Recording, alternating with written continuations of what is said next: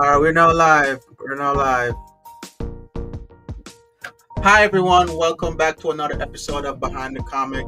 I'm your host, Sean Fuller, and today we're diving into another dark and mysterious world called Dime Store's Detective. A gripping noir meets horror story about a detective, Donald Mackinder, and hunting secrets that refuse to stay buried. Our guest tonight is Jon Dexter, the creator of Dime Store Detective and Alpha Dogs, two standout indie series that balances raw human emotions with high-stakes storytelling. John been making waves in the indie scene, and we are going to explore how he built his creative universe, his process for self-promotion, and his lessons he's learned building an audience through Kickstarter and Lunar Distribution. So grab your coffee, your flashlight, and let's step into the mystery. All right. Sounds good. Thank you, thank you. I try my best. So, John, welcome to Behind the Comics. Let's start from the beginning. What kind of first inspired you to create comics? Yeah, so is that music for me or okay? I was trying to figure out where the music comes from. Yeah, so I was a '90s teen. I had watched a lot of X-Men, and that kind of exposed me to the comic book genre, and I became a huge fan. So after that, I was kind of using my paper route money to buy back issues of X-Men, anything that had to do with Wolverine and Sabretooth.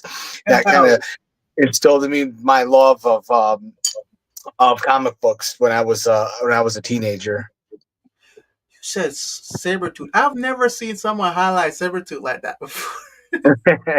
I love the dynamics between Wolverine and Sabretooth You're throughout their technically blood history. brothers, so yeah, it makes sense. Yeah. It was great dichotomy between the two of them, and if Wolverine had pushed just a little bit to one way, he could have been like the next Sabretooth. So it's a great story between them and their relationship. So I really dug it, and that kind of introduced me to my love of comics when I was a teenager. Okay, so you were you always drawn to like the darker detective side of storytelling, or did you develop that later in your career? I've loved film noir.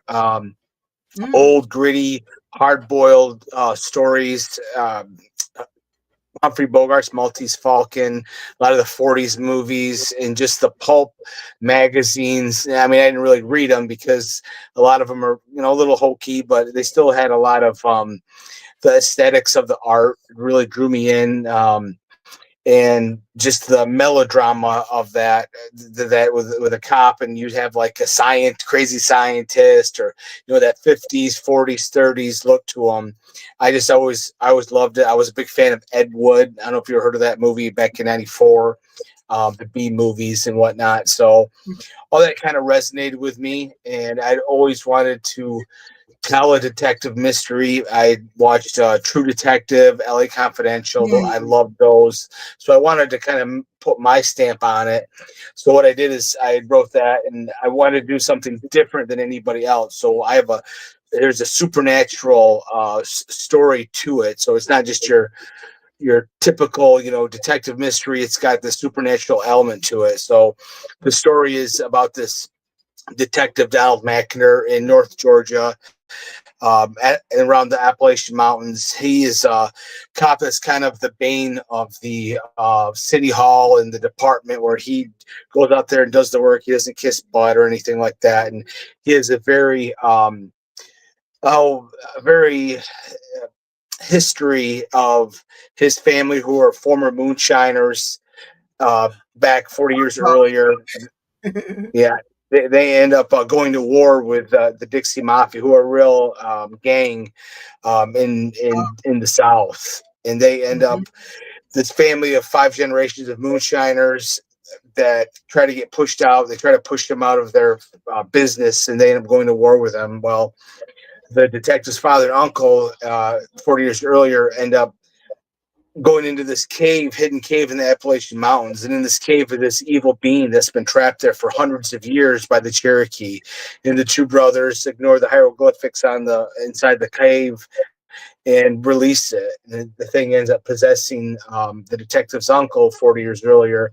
And somehow this evil entity may or may not have returned in the present that's tied to this serial killer that the detective is investigating in the present time. So, really rich history, really cool story. And it's actually got a publisher, which is really cool.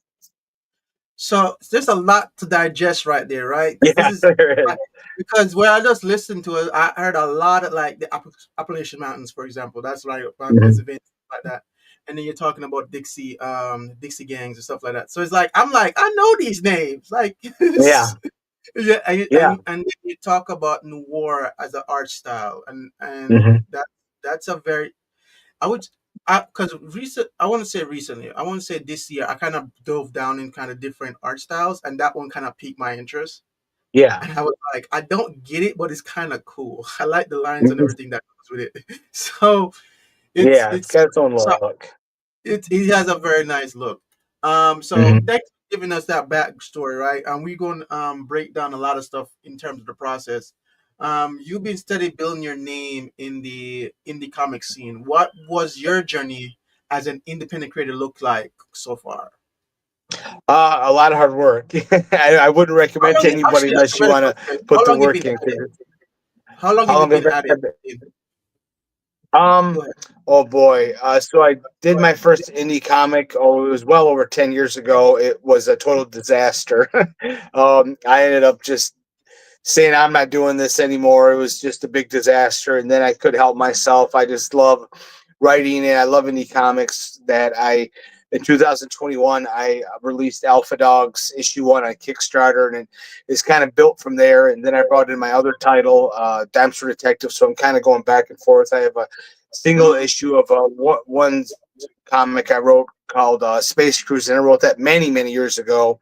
That I was able to fund based on the success of Alpha Dogs on there. So I've got 3 titles out right now. All of them are currently on Kickstarter on the Dumpster Detective Volume 1 campaign. So are you running all three at the same time, or you just run them one at a time? No, I'm just running one right now. Okay. But you can get all of my comics on the Kickstarter on one of my pledges. You can get all my comics on Oh, one of the pledges for my Dumpster Detective Volume 1.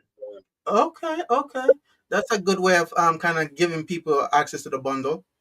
Yeah, What are some of your absolutely. what are some of your early creative influence that help you shape your tone and storytelling style? You know, you touched on it earlier, but Yeah. what are So for Dumpster Detective, I was a big Raymond Chandler fan. So he writes novels, these hard boiled novels in the 40s.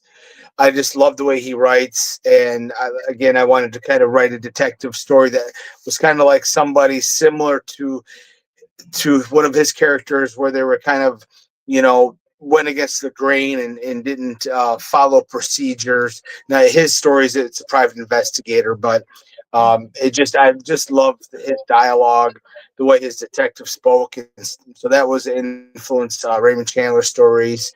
Also, I'm a big fan of Brian K. Vaughan, Ed Brubaker. Ed Brubaker writes some of the best. He's probably the best, of that hard-boiled detective stories in comic books. So those guys, and Brian K. Vaughan, the way he can have a juxtaposition where he's got all these different stories going on that kind of tie together.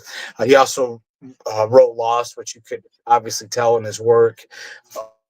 All these different storylines kind of coming together. So those are big influences. Of course, Chris Claremont is a huge influence on me. He was my first idol in comics. okay. That's a lot. There's a lot of different influences that you have there because you already picked up very interesting with noirs, right? And then you're going down the rabbit hole with Mm-hmm. like the storytelling style kind of way of doing it. There's so much there, and I think actually this is a good opportunity for us to segment into the next section about just talking about Diamond Storage Detective, right? Um, Yeah. so for those new to the series, how would you describe Dime Detective in your own words?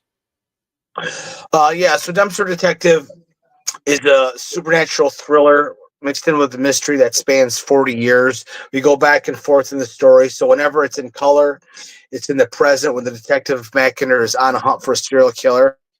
Mhm. Whenever it turns to the sepia tone, it's when we flash back 40 years earlier when the detective is 8 years old.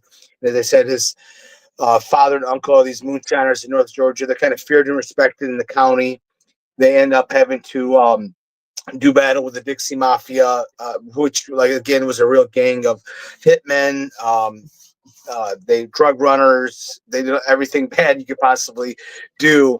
And in my story, though, they kind of like I said, try to push him out of business, and so the detective has to try to figure out um, how this serial killer and how this evil entity is returned because the detective Mackinder in the present he has just failed to embrace. He refuses to believe that his uncle actually was possessed by this evil being. We don't know if it's a demon. We don't know if it's an alien. We don't know what it is yet. We just know it's pure evil. And so Why when we can't they open be up in the possessed by story, good things? It's so the funny. latest, huh? No, I just find it funny that every time there's a So when we possession, open it's up on always the bad. story, Go ahead, go ahead. Sorry about that. yeah. Oh, I was just gonna say we open up on the story with this woman hanging nude in this kind of Christ-like pose in the Appalachian Mountains in these trees, and she's left over the burial grounds that the detective's father and uncle had buried multiple bodies 40 years earlier when they were involved with their moonshiner war. So we know that somehow the serial killer is trying to get the detective Mackinder's attention by leaving this woman over the basically the shallow graves of 40 years ago that became unearthed. So she also has a bottle of moonshine shoved down her throat. That was what the bottle of moonshine is what the Mackinder family used to bottle their moonshine. So the serial killer is trying to get Detective Mackinder's attention. We don't know why, and but we'll find out as the story slowly comes together with these 5 issues that are currently on Kickstarter for Volume One, and it'll be 9 issues in all when it's all said and done. Oh, that's nice. That's nice. I was actually going to ask you that at a later point, but it's kind of funny because now I'm thinking about it, and I have to ask: the story exploring both the personal demons and the supernatural horrors. Where did the idea for Detective McKender's journey come from? Was that personal? Was it like where did it come from? So I had heard of the story of the Dixie Mafia, and I had heard the story about this kid whose father was in a he was a hitman for them. He was a drug runner. I mean, he was like Mm, he opened up his trunk once, and the his son looked in the back. This is back in the '60s. The son looked in the trunk and seen cinder blocks and rope, so he knew his dad was killing people. But it didn't matter to this kid. He just worshipped his dad. His dad could do no harm, and I just thought, well, that's such an interesting dynamic that you could love your father so much and idolize him so much that even though he's a murderer, he's runs drugs, that you still have this loyalty to him. So that was kind of the genesis of how I built this relationship between the father and son. But originally, it was basically just a straight up detective mystery when I first had wrote it, and then when I heard about the Dixie Mafia, I thought to combine those two elements would make a story that is one of the most original stories you're going to find in indie comics. I really would challenge anybody to, if they read an issue, not to say, "Wow, this is something I've never read before," because most of my work is very original. okay, cool. And I know of some people that like to keep it original, that not try copying other people's style or stuff, or better yet, Mm-hmm. mainstream stuff. They don't want to copy that. They Yeah, want something different. And I like that because then when you think about it as an IP play, no one can call you out. yeah, yeah. So the theme of family and legacy plays a big role in this comic, right? So how do you balance that emotional depth with the horror and the mystery element? Because I feel like you're trying to strike a tone with the family bonds there, but at the end of the day, it's a supernatural movie, so it's kind of like people just like to be scared. So how you kind of play that? Yeah. Yeah, I think those are the best stories when you can go from one extreme, you're building and building and building, whether it be a comedy, whether it be an adventure, whether it be whatever, and then instead of going down and then basically having to build it back up again, well, I build it up to this one peak, and then I'm able to switch to build to another peak that I think is just entertaining. So, for example, I'm trying to think of a movie here with a lot of comedy and adventure, like the Avengers. So the Avengers has this, people dying from Thanos and all this terrible things that happens in this action. But then they insert all this comedy in there to kind of change your emotion. So there's never a dull moment really in the Avengers movies because they're able to change gears and always keep people entertained. And that's kind of how I try to write as well with my stories, to have kind of two different genres to meld them together. That way the reader is always entertained, and you're not just going off this one um, I don't call it juxtaposition, but this one thread throughout the story, because it kind of gets a little dull when you do that. But so I like to insert a little different genres in my stories. And I'm assuming you use the characters to kind of do that, right? Because I remember when I'm Yeah. doing it with my comic, it's kind of like each character has its own little background that kind of helps when I'm trying to flip it to mystery, or should I say like gangster style stuff. I go one way with the character, but then if I want to go detective way, I go to a different way with a different character. Hmm. So it's kind of Yeah. like the ability to just show in the character does change the story dynamics. It's so fun to watch. Um, Yeah. so what Absolutely. kind of so what kind of atmosphere or emotions were you trying to capture when you wrote the story? So definitely, I wanted to get that mystery, that spooky nature of the story, but also wanted to have a heartwarming story between the love of a father and a son, and the Mm, sacrifices that the father makes to try to protect his son, which he does, that you'll find out as the story goes along. So any good story, I think, has that action, whether it be a thriller or a mystery, but then it actually has a lot of heart, and so that people can identify, because the best stories are always ones where you could have empathy towards the main character. You can actually not even write a great story, but if you can identify, have empathy for your main character, it's going to really drive it much farther, and people are going to enjoy it. and I think so too. A lot of times we try to make sure that our characters, especially our main characters, are relatable, and Hmm. it's kind of hard because it's like the best way to make a character relatable is kind of make the villain kind of villainy. The Yeah. better the villain, the more relatable the character becomes. Yeah, Uh, yeah. That's one reason Spider-Man, Peter Parker, has been enduring for so long and so many favors, because everybody can identify with Peter Parker. True, true. That's exactly true. The struggles of being a meta human, right? Yeah. uh, so we're gonna switch segments again, real quick. But before we do, I'm going to actually have to pay some bills. So let me talk about my sponsor real quick, There you go. and then we jump right back in. Okay, where'd my thing go? All right, 1 second.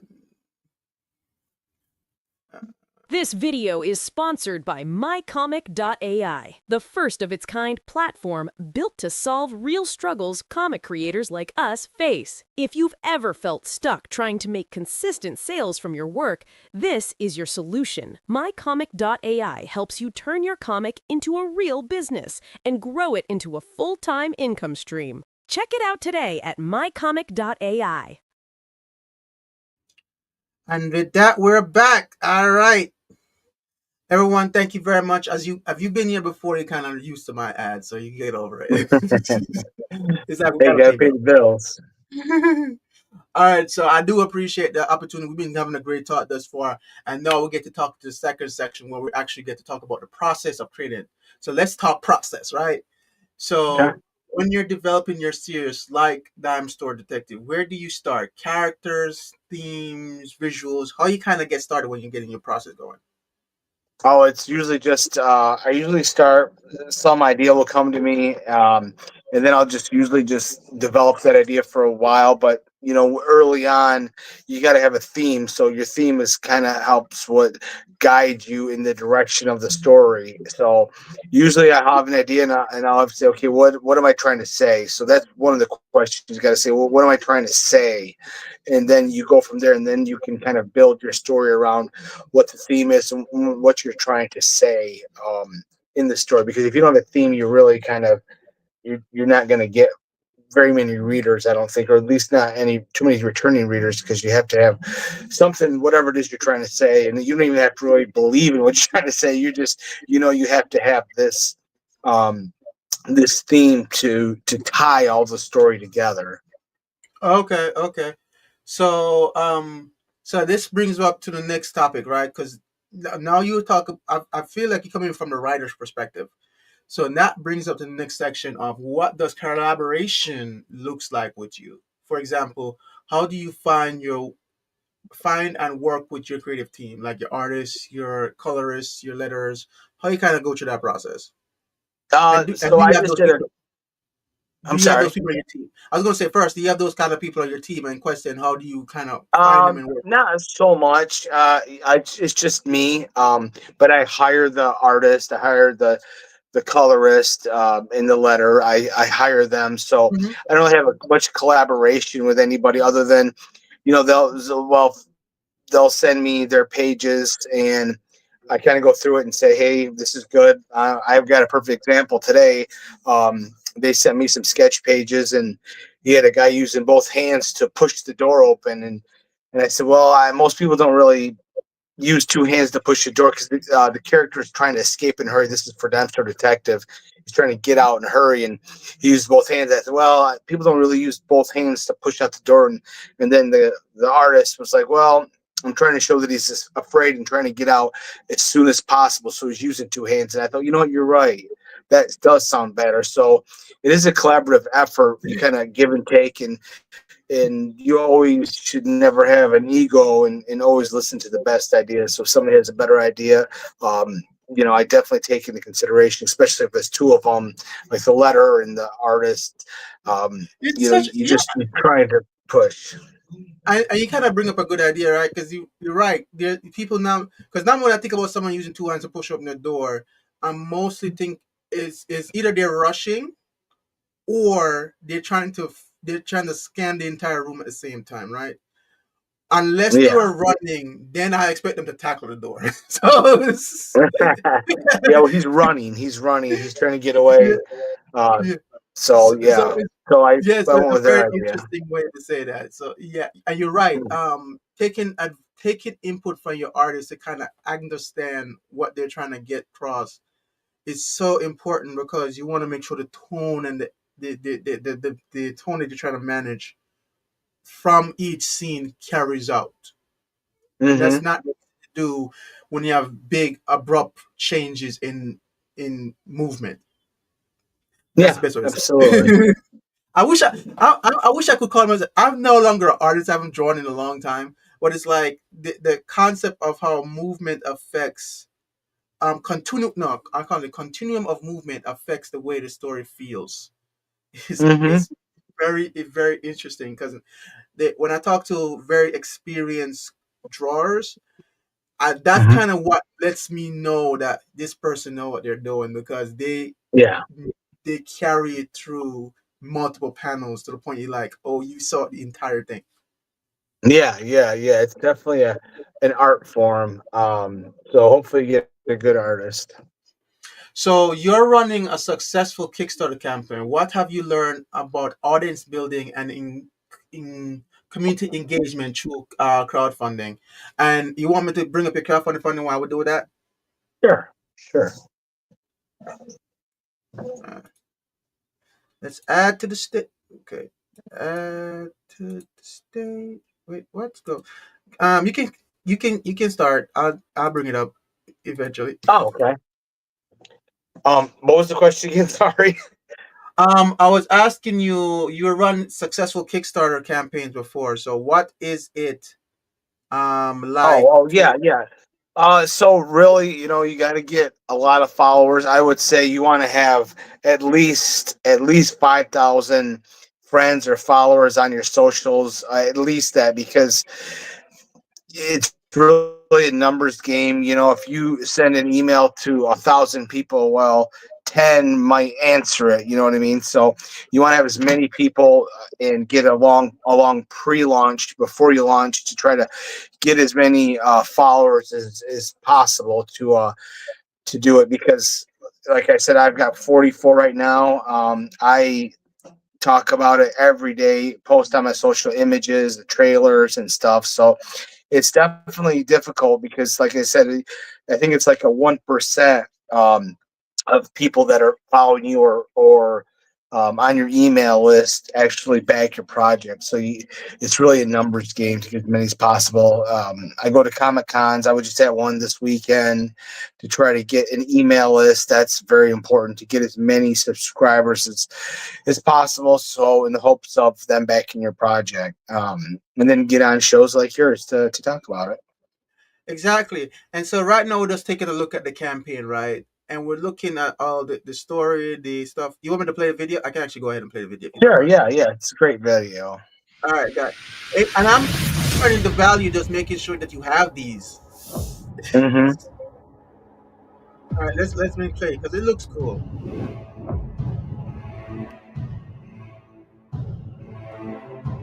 Don't worry, guys. It's a minute long. It's cool though. I love it.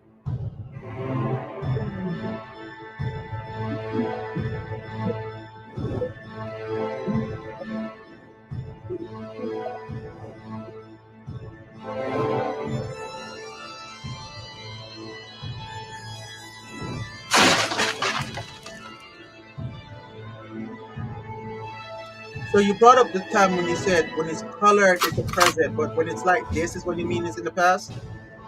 Yeah, well, it used to be black and white, so that's a trailer from earlier when it's black and white. But now, once you look at the Kickstarter, the pages are now in sepia tone. So I made it much better than just this black and white. You will see when we look at the preview what the pages look like now. Got it.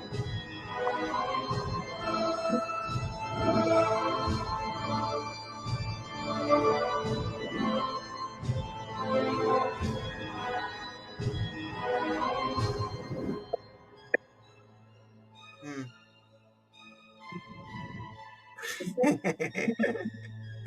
That's an interesting one.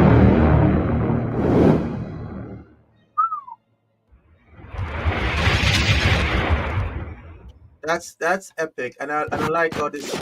I like what the person you got to do this animation. Props to them. They did a good job. Yeah, I got a great team, and I, that's the I cover for the graphic novel. and I would tell everyone, yo, the value of a team is we can't. I was going to say, is this the volume one? So okay, that's a graphic novel, and the value Hmm. of a good team. So how much pages are in your volume one? Volume one is looking like it's going to be 130, a little over 130 pages. So there's plenty, and there's the sepia tones I was talking about. So all the instead of being black and white's in this beautiful sepia tone, it just really pops out of the page. So that's how I wanted to always do it, but it was expensive. But now that I have a publisher and it's going to be just going to be published through Source Point Press, I wanted to do it right and bring in the the the color that I wanted to originally. So it looks a lot better. Has that much more of that noir style to it. So is the publisher also helping with you with your Kickstarter and tell me and show the audience right the value of a publisher while we're talking about it. Yeah, there's value. They do help in the way that they'll post on their socials, my Kickstarter. So that's a big help, and they are able to get me into comic book stores, which is a huge help to kind of get my name out there. And it's currently on Amazon, not this one, but my other series, Times Alpha Dogs. Volume 1 is currently on Amazon, Barnes& Noble, Walmart.com, Target.com, all sorts of places. So it helps to get your name out there. Hmm. Okay. So guys, I just want to talk about how incredible setting up his Kickstarter is, and it's been very successful.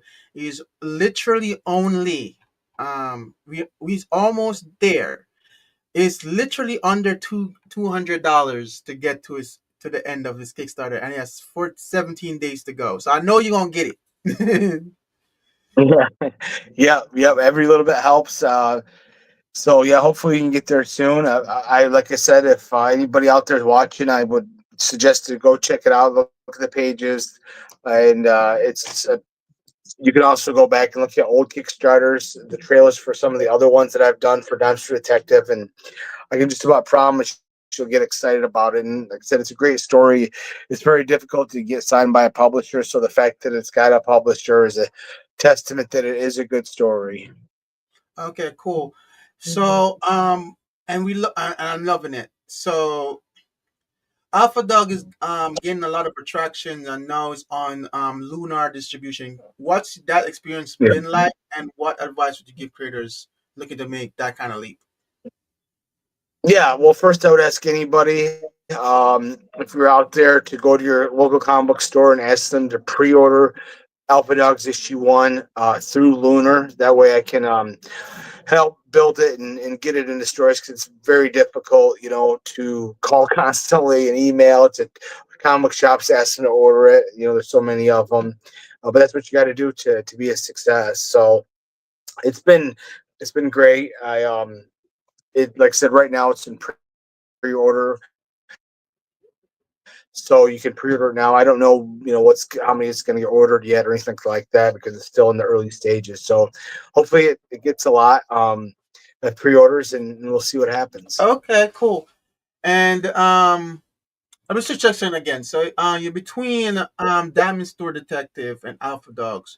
There's a consistent thread of grounding, emotional storytelling. How do you keep your stories distinct while still feeling like you? Yeah, yeah. Well, it's like they're two very different stories. Alpha Dog's about this dog that has the power to heal from any wound. He also has a heightened strength and intelligence. Him and his owner are on the run from mercenaries that are trying to kidnap him to possess his powers. And then other dogs come in the series to gain their own abilities. So there's two very different stories. I had worked on Alpha Dogs for about 5 years before I actually had it published on Kickstarter. So it's a lot of work, I'm assuming there's people but you just it's a lot to do, right?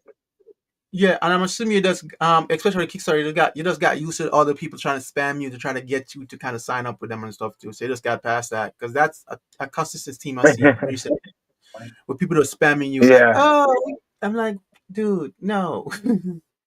What yeah, does your yeah. It does get a little annoying. yeah? What role does your online presence play in promoting your comments, and how do you connect with fans across platforms? Yeah, I just like I said, I post a lot on there, the Kickstarters, and just I don't know, with the algorithm, I get a lot of people about every day. Somebody is asking me to friend them on there, so it's Mhm. just, I guess, from years of doing this nonstop.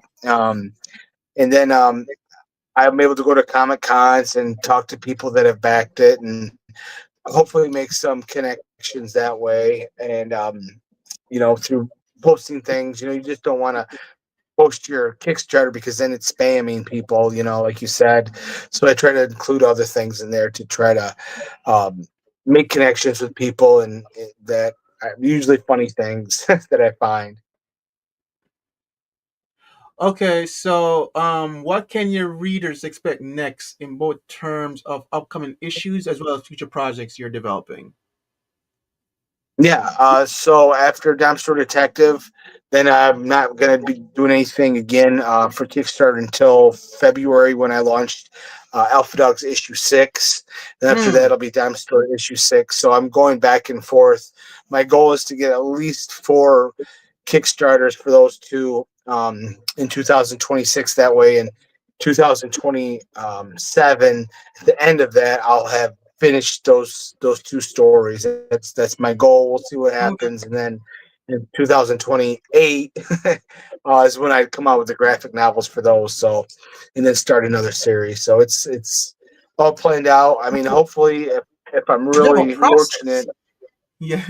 yeah, if I'm fortunate, then they can really take off with these graphic novels being distributed through Lunar, and I can do them even faster. Because if I could, I'd release a comic every month, but it's just not cost feasible. And I think a lot of, I would say, especially guys that been in it as long as you have, can speak a lot to the cost of ramping up your product in terms of not just time Yeah. but actual cost, because the each it's like each place gives you an audience, but not necessarily. No, sorry, they give you exposure, but not necessarily an audience. To me, an audience is Yeah, people that will buy your exactly. stuff, but as the same thing, if you have foot traffic at a mall, that doesn't mean the people that's walking in the mall wants to buy your book. It just means that they saw your book. Versus- Absolutely, absolutely, yeah, and so it's that's why you really have to have a lot of people following you, friending you, because, like I said, you only get about 1% of how many people that your friends or followers are on there. So you want to get as many as possible. Um, so that's the goal. We'll see. so as someone has been as consistent and has managed to get a lot of success with it, what would be a quotable moment for you to tell the upcoming creators who are working on their own comics? What would you want them to take away if they were to talk to you and be like, "Hey, I just got started. I feel stuck." What would be like your moment to share with them? Don't do it. It's too much work. No, I'm just kidding. You only suffer. I would say just put your nose to the grindstone, and nothing's handed to you. We all start out at zero and have to work our way up. So you just got to grind it out and do the work. That's the only recipe for success. Really, is just putting the work in and promoting because the Kickstarter, writing the comic, that's the easy part. That's the fun part. Mhm. All this coming on and The posting cosplay, going to business, comic cons. Yeah. the So business of comics is the grind, yeah, guys. yeah. Uh, It's uh, That's 99% of making a comic for us guys that are just the little indie guys is promotion. I like I said, I just got done from a 3-day Comic Con. I this today I was calling comic book stores to order my comics, and now I'm coming on and having this interview with you, which I enjoy. But it's and then I had a day job, so 3-day Comic Con, go to my day job. Why am I my day job? Calling comic book stores to pre-order Alpha Dogs through Lunar, promoting, and then coming on here. So it's a lot of work, but I mean, no one, like I said, no one's handing you your dreams. No one's handing you success. You gotta do the work yourself. okay, guys, as you was pointing out, the business of comics is the hard part. The easy part is what all of us comic book people like to do. Is the getting the thing on out of your head and onto paper.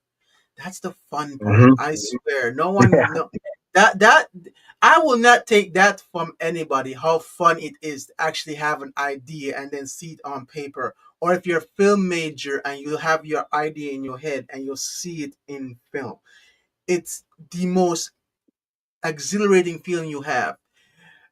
The impact on your bank book, however, It's a different is story. devastating unless it's positive. Yes, absolutely. Unless it's going up, Yeah. it's a devastating feeling. So I say that so guys, Yeah. it's a grind. And he pointed it out. He's been doing it for over a decade. And so he can speak to it better than I have. But once you get a routine that actually solves that, because as you pointed out, you're doing Kickstarter, you're doing distributions, you're working with distributors to distribute your comics. You now have a publisher, so you've been doing this for a while before even having a publisher, and Mhm. all of those are stuff that helps address those little micro situations that eventually gets to something that's more tangible and long lasting. So I do appreciate that with you. So when readers finish Damn Story Detective, what do you hope they walk away with thinking or feeling? So not to give too much away of how the story ends is I would like them to really revitalize their faith, because it is a story of a person who is kind of distanced himself and not believing in this metaphysical world that exists out here. It is he's got to come to terms with it. And by the time the story is over, he's going to say, "Wow, I guess God really does exist," because he has to have a little help from the higher power to stop this entity that's beyond the limits of mankind. You know, he cannot end this thing on his own. He needs some help. So, Mm. not like I said, I don't want to give too much away, but I that's what understand. plays into the Understand. part, and plus, yeah, Guys, just read the book. That's all I'm going to say. Is that just take the comic, read it. I'm literally going. I'm still looking to start my own little collection of those indie comics that really kind of generate with me. So I just get the book, read it. It's always a fantastic experience to kind of get into the head of the creator. And the one thing I always like when I'm looking at these things is kind of figuring out where the creator ultimately sees their project. Right. So some people's like, is it a game? Is it live action? Is like when I kind of see like the next iteration of it, I always try to be like when I'm reading it or when I'm looking at it, it's kind of figure out where they're trying to go with it. And yeah, I figured out for years, but I think it'd be makes a very good series or a little mini series, like a little detective run on a show. When I think about it, the way it looks, the way it transitions from old school to new school, yeah. I can see a film making It's only a coming matter of over. time before it becomes a miniseries. Now I just think about like Yeah, a I'm actually film. working to try to get it into a miniseries right now.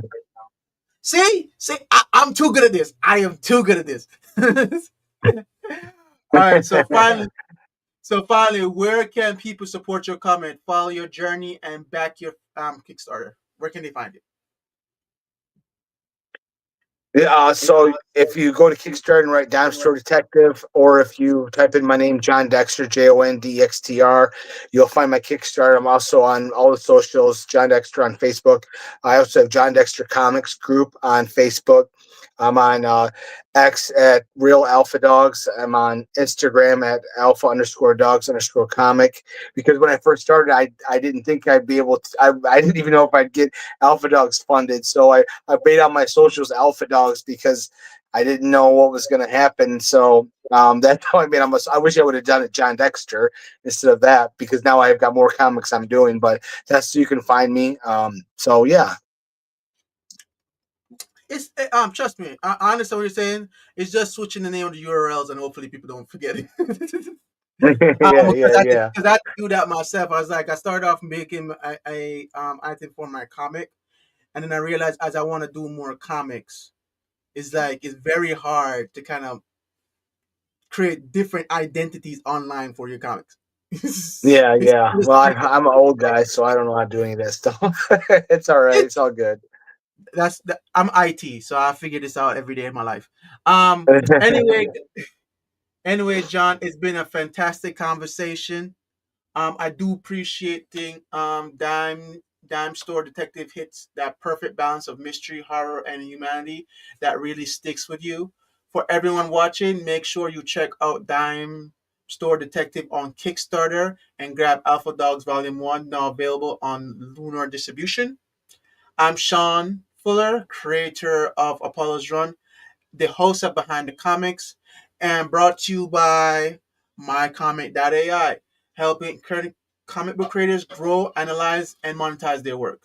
Thank you for all your time, effort, and for not this concludes another episode. So please, guys, enjoy your day. As I say, it's Monday. TGIM, guys. Everyone have a good day. Thank you. Thank you.